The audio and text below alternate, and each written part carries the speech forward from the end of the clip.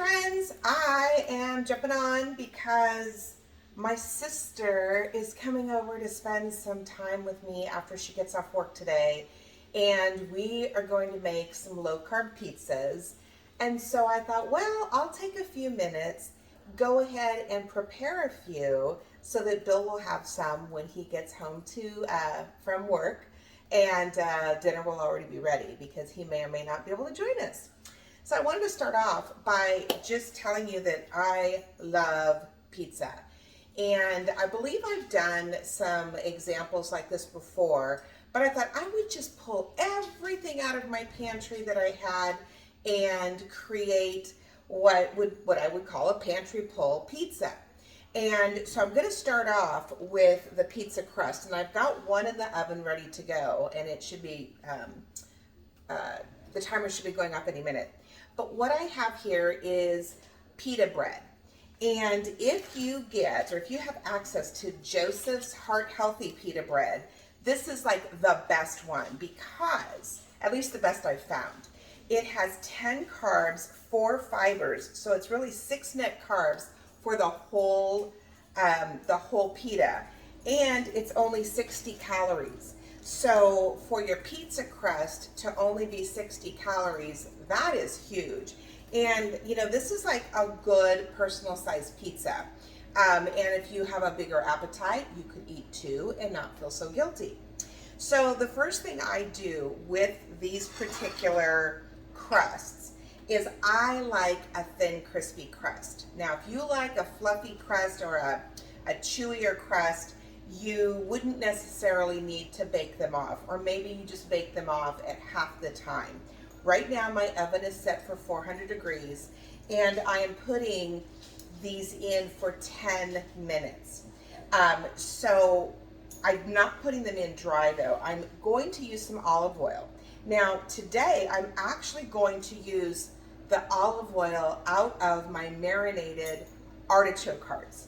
And so that I thought was a pretty snazzy idea because, you know, other than maybe using it for some salad dressing, what else would you use this for, right? And because it's marinated, it's got a great flavor. And so it adds flavor to the pizza crust, or to the pita pizza. So I am just taking a little silicone brush, and I'm just brushing the olive oil on it, and I'm making sure, again, like I said, I like a crispy crust. I like those thin crusts. I'm not a big pan pizza person, and I know my family thinks I'm weird, but oh well, so I'm weird, right? So I like the thin crust, and the crunchier the better, even almost like a cracker. I love that. So I have painted my pitas with some olive oil. Again, this is seasoned olive oil, and I'm going to take some, this is a garlic and herb all-purpose seasoning, and I'm just going to very lightly sprinkle this on the top. Okay, so, and you can use any brand that you want. So now I'm going to pull out my pizza crust, and I'm going to put these in.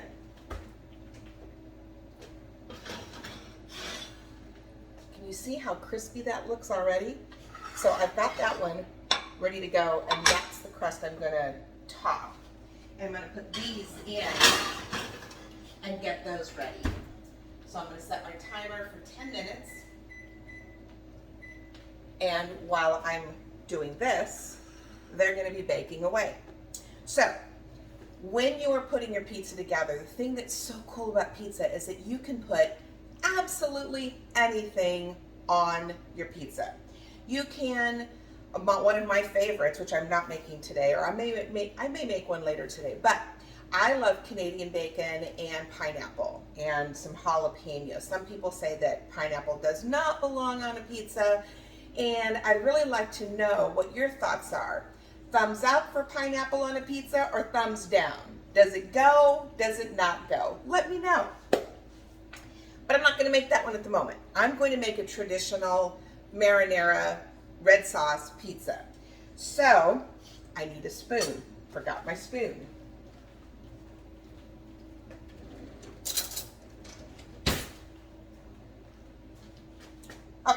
Luckily, my kitchen is compact. Okay, so I have just some jarred marinara sauce, some jarred pizza sauce. You could use regular marinara, you can use the pizza sauce, whatever you prefer. This one happens to be, and I do look at carbs. I don't follow a keto diet per se, but I do follow a lower carb diet. And so this particular marinara sauce is lower on the carb end. I think it has 1 or 2 carbs per tablespoon. And what I put on there was about 1.5 tablespoons. So start off with your sauce. You could do like a ranch pizza. You could do an Alfredo pizza. If you've got jarred Alfredo sauce or leftover Alfredo sauce homemade, you could do a pizza with that. You could do a pesto. And I think, now that I'm saying that, I have some frozen pesto that I may just pull out and do something with that. But anyway, so then the next layer, if you're making a traditional pizza, is your cheese. Now, I use a low skim mozzarella, and but you could use provolone, you could use just any kind of really good melting cheese. If you are making a non-traditional pizza, like if you're using a ranch or a pesto or something, feel free to just use whatever kind of melting cheese you like. I love Monterey Jack. I could turn it into kind of a Mexican flair and use some Monterey Jack cheese and maybe some salsa as my my base. But so now I have my mozzarella, and I am going to make, because it's more of a traditional one, this will be one for my husband, and I've got some turkey pepperoni. And I'm telling you, friends, turkey pepperoni, I don't like grease. I'm not a fan of grease. Not the movie or the musical, but just grease.